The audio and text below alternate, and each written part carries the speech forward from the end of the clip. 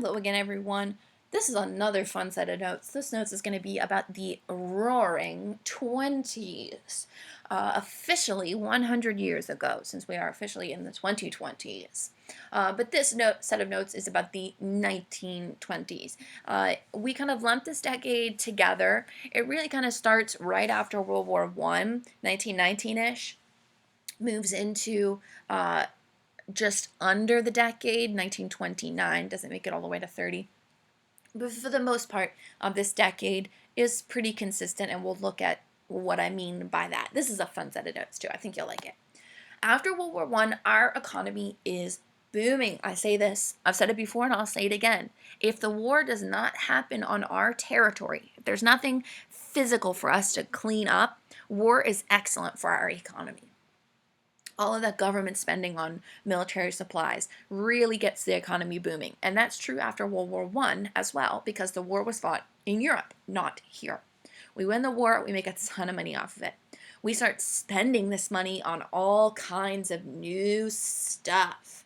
All right, this is sort of moving into what we might call the age of consumerism. A consumer is somebody who buys something.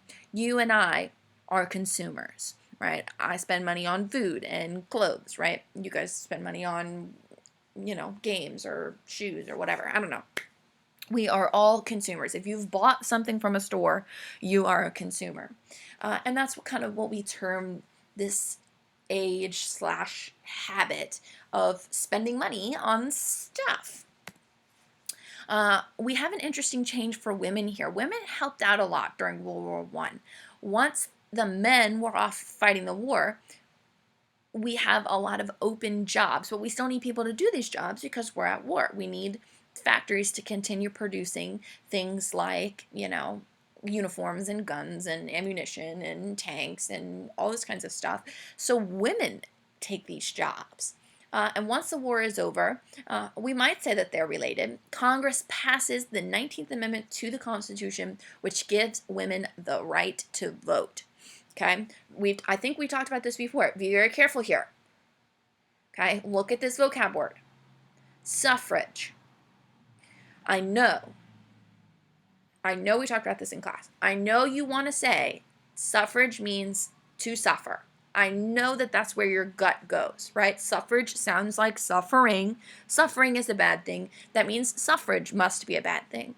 That is untrue. Logical, right? I see your reasoning there, but untrue. Suffrage means the right to vote for women. That is a positive thing, unless you hate women. So, obviously, you're not going to be taking the SOL this year, but if you, I don't know, maybe, take a quiz for Miss Dodge, make sure you remember suffrage is a good thing because it gives women the right to vote. Suffrage is the right to vote for women. Suffrage is not a bad thing. Make sure we remember that. Make sure we glue that into our head there. Okay? Women start to feel empowered because of this, right? We helped the war in World War I. We now have the right to vote. We move into this modern era for women. Modernists reject traditional or conventional ways of doing things. What do I mean by this? That's a lot of big words there. Okay?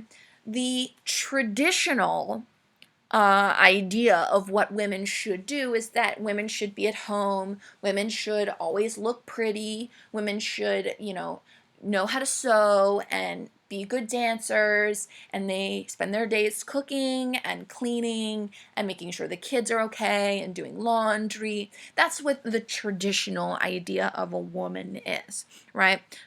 We might also use the word conventional. That's a conventional expectation of women, right? Modernists, especially at this time in the 1920s or Roaring 20s, start to reject that. They start to say, no, if you want to do that, whatever. I don't think that's necessarily what women need to do, okay? And this starts to create change in culture and society in America, especially, like I said, during these Roaring 20s. So let's look at what those changes are. Women break these traditional expectations. Some of them, not all of them. Those who did break those traditional expectations, they were called flappers. Kind of an odd nickname. There are two theories as to where that nickname comes from. The first is based off of baby birds. Yes, I'm not joking, right? They thought that, these women who were breaking out of these expectations were kind of like baby birds learning how to fly, right? And so they earned the nickname flappers because they're flapping their wings, trying to figure out how to metaphorically fly, how to really break free from these expectations and soar through life. Another theory as to where this comes from is the very popular dance at the time, the Dougie. No, I'm just kidding. It was called the Charleston, and it involves a lot of like legs flapping, which sounds kind of silly. If you have 10 seconds, do a YouTube search, see if you can find a video of the Charleston dance during the 1920s, and you'll see the legs going off to the side and that kind of thing. They look like they're flapping around, hence the nickname flappers. Either one, whichever one you like, you can stick to, as long as you know flappers are these women who break these traditional expectations. How did they break these traditional expectations? They did things like smoking, drinking, wearing short dresses to the knee, getting short haircuts, wearing a lot of makeup. Scandalous. Now, I get a lot of questions. They didn't wear makeup before? They didn't drink before? Not a lot. Does that make sense? They probably had, a glass of wine every now and then, but to go out to a party and drink a lot, that was very scandalous for women to do. To wear very obvious makeup, like bright red lipstick, or lots of blush, or heavy black eyeliner, that was very taboo. They used to just wear, if they wore makeup, they used to just wear like a light powder or very, very light blush. But to wear, like I said, heavy mascara, heavy eyeliner, bright lipstick, that was very much so the scandalous thing to do. Yes, I'm not joking. Short dresses to the knee were scandalous. Back in the Victorian era, like the the 1890s, showing your ankles was a sign of, like, you were basically naked. If you were showing people your ankles, you were, trying to hook up with everybody. And like if you were at parties or whatever and you saw like, a cute guy across the dance floor and you're like, oh, he's cute. And you would catch his eye and you would lift your skirt just a little bit so that he could see your ankles. And that was basically like I think you're really cute. Get over here and let's talk kind of symbol. So wearing dresses where not only are your ankles exposed, but your whole lower half of your leg, that was absolutely, absolutely scandalous. It was absolutely, seen as, oh my goodness, here they are. Okay, here they are in motion of the Charleston. So you see like the legs. You do this on both legs. So in turn, obviously not at the same time. And so the legs kind of look like they're flapping. You see their short dresses down to their knees. Okay, they've got short hair cut close to their head. This style hat was very popular at the time too. You can see they've got, quite a bit of makeup on, not excessive, right? They don't look like clowns or anything, but it's very obvious that these ladies are wearing makeup. That's the change. Okay, they got lots of jewelry on, they got lots of accessories on, and they're out having a good time. All right. What else happens during the Roaring '20s? We get the radio. I know you guys don't really listen to radios anymore. I do because I'm old. But radios used to be the way that people connected to each other. People would listen to music. They would listen to news reports. People would they would have shows on the radio. So they would have think about your favorite TV show, but you just don't watch it. You only listen to what they're saying. Or they would read books, or they would do plays, reading of plays on the radio. It was the entertainment. It was the big thing. And people would get radios, and families would just sit around the radio and listen, and maybe dance a little if there was music on, or listen to the show. Jazz music also becomes popular during this time. Jazz music begins as a form of expression out of the Harlem Renaissance, which we'll talk about in a minute. So most jazz musicians are black, which is interesting at this time. We'll talk about racial prejudice. But it doesn't change how people view people of color. People love jazz. White people love jazz. They listen to jazz during this time, but they still kind of look down on just people of color in general. We'll talk about that in a minute. And like I said, we're doing this dance move called the Charleston. Now, probably the most devastating thing is because we are not in school, I'm not giving this lecture in person, you won't get to see me dance the Charleston. Yes, I know you're absolutely devastated. I know you're heartbroken. Ask one of my former students about it, and they will probably laugh and laugh and laugh. It's not very good.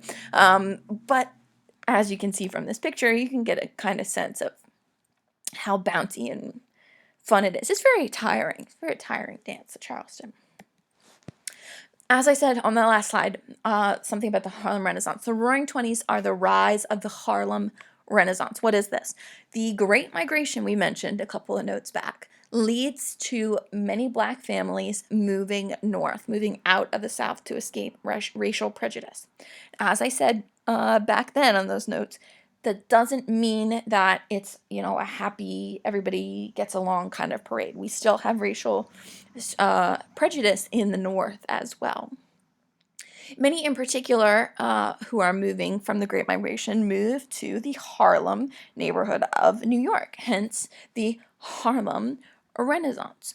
Think back to your World History 1 class and you'll know what a Renaissance is. It's a rebirth, usually of art and culture and learning. And that's exactly true for Harlem Renaissance as well. What is the Harlem Renaissance? It becomes this home to this kind of artistic community where we see all forms of art: dancing, singing, music, painting, poetry, playwrights, magazine articles, all of this beautiful type of art focused on the Black experience in the United States. And obviously, as we are excellent studies of history, we can know that that wasn't a necessarily positive experience. So we have really powerful, moving pieces of art, music, literature, poetry, all this kinds of stuff coming out of this Harlem Renaissance. And it becomes very, very famous for a number of artists, some of our famous artists. From the Harlem Renaissance. These are some of our big names, of course, not the only artists during the Harlem Renaissance. Some of these you might recognize. Duke Ellington was a jazz conductor, so the person kind of making sure everybody's on beat and on tune. Langston Hughes is a very famous Black author and poet from the Harlem Renaissance. You may have also heard of Louis Armstrong. He was a trumpet player during the Harlem Renaissance, very, very famous. And last on our list is Josephine Baker. I love this woman. Josephine Baker would have been our VIP for this week. She is so cool, has the craziest story. So she was a singer and a dancer. And she was basically what we might call a cabaret dancer, a burlesque dancer, which is basically singing and dancing with not that many clothes on. Her most famous outfit was made of 12 bananas. Yes, you heard me right. She was very popular, but she never received, full fame in the United States because she was Black and people couldn't get over that. They're like, oh yeah, she's nice. Oh, but she's Black. In France, however, they absolutely adored her. They absolutely loved her. They didn't care if she was Black. They're like, oh, Josephine Baker, you are fantastic. So she moves to France. She leaves the United States and she moves to France where she faces less racial prejudice. She gets married to a French guy. World War II breaks out. France, spoiler alert, gets captured by the Germans. She spends the war spying on the Germans for the French resistance government by hiding German information in her underwear and transporting it to French spies so that they could continue the resistance against the Germans. What? It gets better. When she dies, she is given the Croix de Guerre, which is a French military medal, right? And given a full French military funeral, like the guns and the saluting and the flags and the pomp and all that stuff. I can't even wrap my head around it. Thinking about like the 1950s, the 1960s, basically a black stripper gets a military medal and a military funeral in the 1960s. What a story, man. I absolutely love her. I think that is just the coolest thing. That's why she would have been our VIP. That is absolutely so cool to me. And we're going to do a little bit of research about our Harlem Renaissance on one of our other activities this week. Let's talk about fashion. During the Roaring 20s, newspapers and department stores bring about the rise of trends, right? Having fashionable haircuts and fashionable styles of dresses or accessories. We also see the rise of advertisements. Pictures of, the latest, radio star in the haircut like this. Oh, I want my hair to cut like that. And they convince people to buy styles, clothes, and other things like washing machines, refrigerators, new cars, new types of houses, any kind of, thing that could be bought. There's an advertisement for it. And that really encourages people to spend money. Like I talked about in the beginning, right? We're moving into this age of consumerism. This comes to catch up with us, though. This becomes a problem. Okay. During this time, ironically, we also passed the 18th Amendment. Notice that this is actually before the 19th Amendment. All right, I know. It just fits better here. The 18th Amendment begins something called prohibition. Prohibition is the banning of alcohol. It is prohibited, right? To prohibit something means to ban it, right? Tobacco products are prohibited on school property, right? You can't bring them onto school. Prohibition with a capital P here refers specifically to the banning of alcohol. It was illegal to make and sell alcohol. People thought this would actually improve society. Okay. Sorry. People thought this would improve society, right? We talked about our temperance movement a long time ago. People thought that banning alcohol would improve conditions, particularly for women who were having husbands who would spend all their money on alcohol and treat them poorly as a result of being intoxicated. So the temperance movement pushes to ban alcohol. They get it. Now, a good idea to have in your head about the Roaring 20s is The Great Gatsby, right? Maybe you've read that book in English. Maybe you just saw that movie, okay? That is the Roaring 20s. Now, a lot of you may be saying to me, Miss Dodd, they were drinking at those parties in The Great Gatsby. Yes. Prohibition was pretty unpopular. People really didn't like not being able to have alcohol. And especially if you were rich, you were able to get your hands on alcohol even though it was illegal through a number of ways. People did not stop drinking. They could go to secret bars called speakeasies. Okay. It earns that nickname from the fact that when you were there, you didn't have to worry about what you were saying. You could speak easily, right? You didn't have to worry about who was going to rat on you. We also have people who just individually smuggle alcohol, and we call them bootleggers. This term comes from they originally used to wear tall boots and hide bottles of alcohol in their boots, hence the name bootleggers. Obviously, the police caught on to that, so they, that wasn't the only way they smuggled alcohol around, but that's where the nickname originally comes from. Prohibition was a total disaster. It basically led to the rise of organized crime and gangs and stuff. We'll see that in our episode of America, the Story of Us this week. And it gets repealed with the 21st Amendment. To repeal means to take back, typically a law. Now, because prohibition was an amendment to the Constitution, the only way it could be taken back was another amendment to the Constitution. That's why we have this, right? The way I remember this is that they are the two kind of ages that are important to the government. Does that make sense? I know some other cultures have other years that are important. All right, but according to the government, 18 and 21 are the two birthdays that are legally important for you. At 18, you can now join the military, and you can gamble. It used to be smoking, but now here in Virginia, that's up to 21. And for 21, you can drink alcohol and you can smoke or consume tobacco products here in Virginia. Right, so those are the two legal birthdays that are important, right? 18 and 21. Those are also the amendments that begin and end prohibition. 18, you can't drink. 21, you can. That's how I remember the order of those. And hint, hint, you will need to know them. Hint, hint.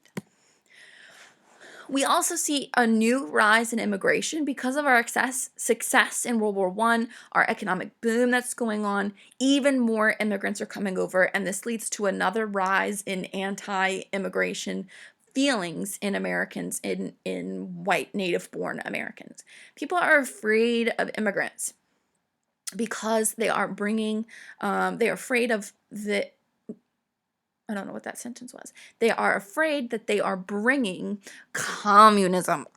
Communism!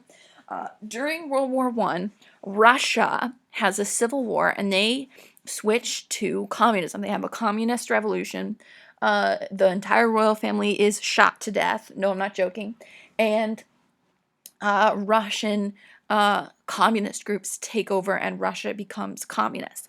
So people are afraid, especially of Eastern Europe, even if they're not Russian, even if they're just like from a country next to Russia. People are afraid that these immigrants are bringing over communist ideas, communist sympathies to the United States, and trying to overthrow democracy in America and institute a communist government. We'll talk about communism more when we get to the Cold War. All right. We also see the rise again of the Ku Klux Klan, the KKK. We didn't talk about the Ku Klux Klan's original kind of formation after the Civil War because they were a relatively small group.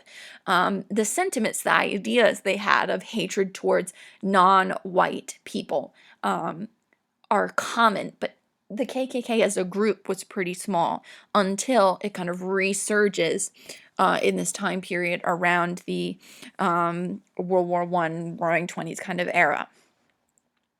The Ku Klux Klan is a hate group supporting white supremacy, meaning that they believe that the white European race or ethnicity or whatever you want to call it is superior than all other races and ethnicities, particularly people of color, black people, Asian people, in general, immigrants, etc. Ku Klux Klan was unfortunately violent as well. They would attack people who were not white, immigrants, and people of color, beat them, burn their property, and sometimes they would even kill them in what we call lynching, which is a sanctioned, if you will, execution of someone simply because of their race. So they would usually be kidnapped and beaten, and then hanged, kind of in a vigilante justice, usually for some very small, insignificant crime, like they didn't step out of the way of a white man or something. Again, illegal, not sanctioned by a court or anything, just kind of they decided that's what needed to happen. This is an image of what the KKK look like. I think they look ridiculous. But this was a traditional outfit, right? Especially the more recognizable kind of a hooded, pointed hood thing. I don't even understand the KKK. It's such an odd mix of things. Their titles, like you can have like ranks in the KKK, and like their titles are like Magi and like Grand Wizard, and like what a weird, like it's like, I don't know, it makes me think of like Dungeons and Dragons, like video games. Oh, I'm the Grand Wizard, but it's a hate group. It's such an odd combination of things. I don't even understand.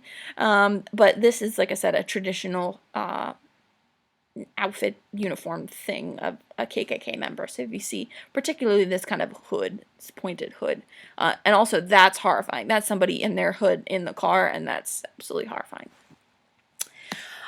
We also see the rise of the theory of evolution. So we're starting to move away from concepts of like religious kind of uniformity, and we move a lot more towards science.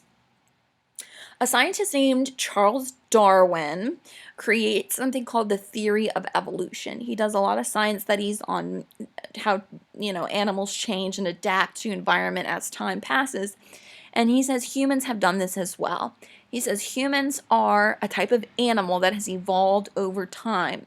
We are related to other animals, especially like apes particularly are very closely related to us. And that over time we have evolved from some sort of other animal into the humans that we know today. And this is a hugely controversial issue at the time. You've probably learned about the theory of evolution in science. But at the time, this was a big deal because a lot of people were very much so stuck in or believing in what we call the theory of creation. And that's basically the first chapter of the Christian Bible. Okay.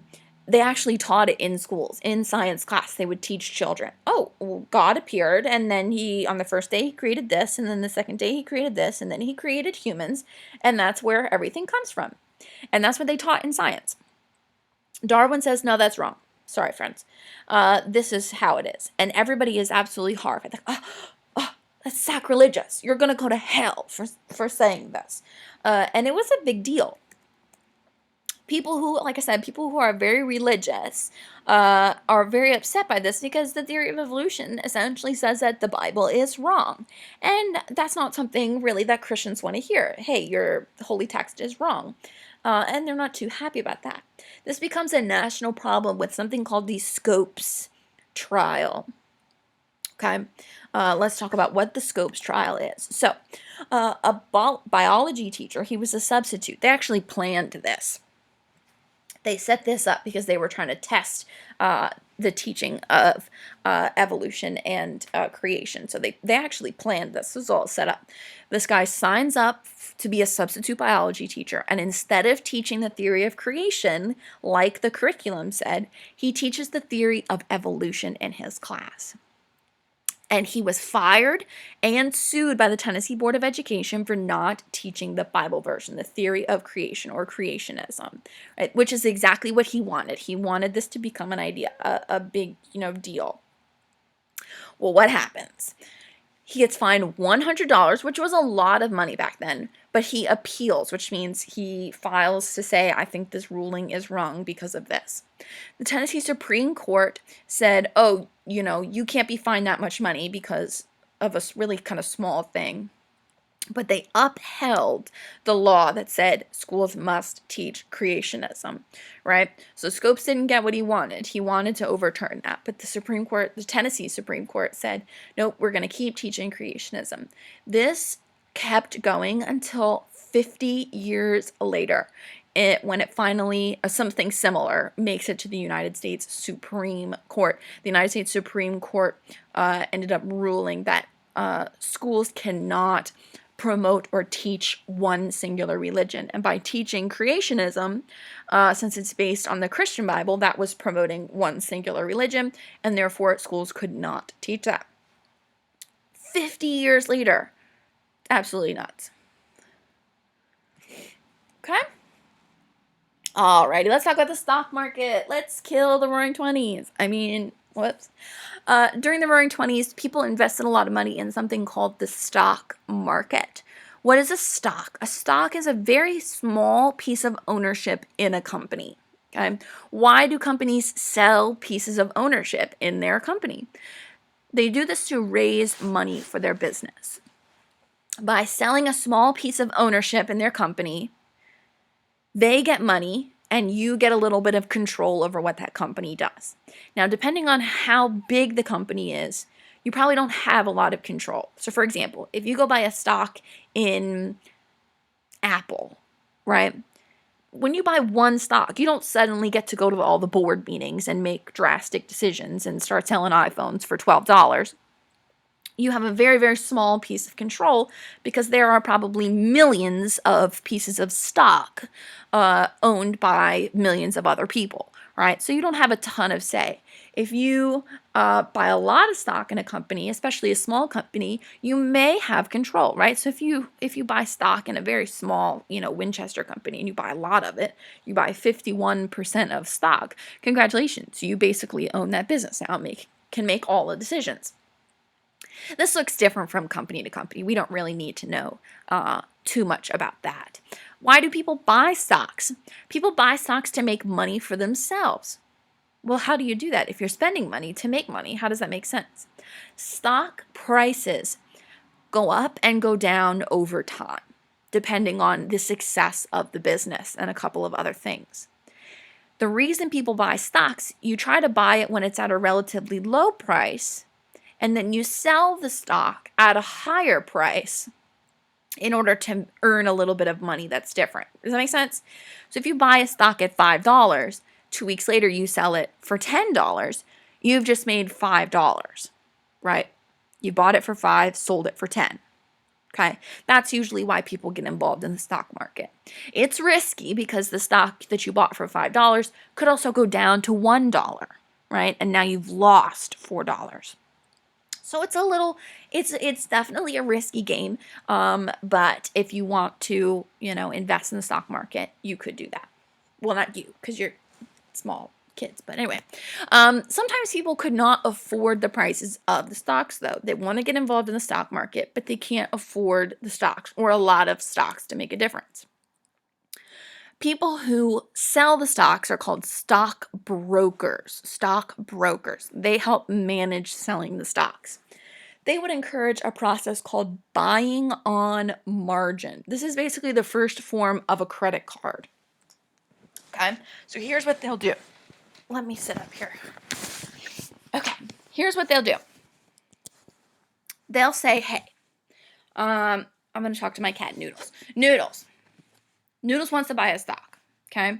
Noodles has, let's say, $10. Noodle has $10, okay? I say, hey, Noodle, there's a really great stock in Miss Dodge pens. I don't know. I like pens, okay? Stock equals $10 per share, okay? So if we look at the math, Noodles has $10 and stock in the amazing company, Miss Dodge Pens, is $10 per share. How many shares can Noodle buy? Noodle can buy 1 share. She's got $10, $10 a share. She can have 1 share. She's not really getting super invested in the stock market, though, and she's not going to make a ton of money if my stock goes up because she only has the 1 share. If a stockbroker wants to encourage Noodle to buy on margin, okay, they would say, all right, here, Noodle, here's what's up. Miss Dodge Pens, it's a great business, right? It's $10 per share, but here's what we'll do, right? We want to get you more shares so you can make more money, all right? So we'll say at $10 a share, we'll buy you 10 shares, okay? At $10 a share for 10 shares, that's going to equal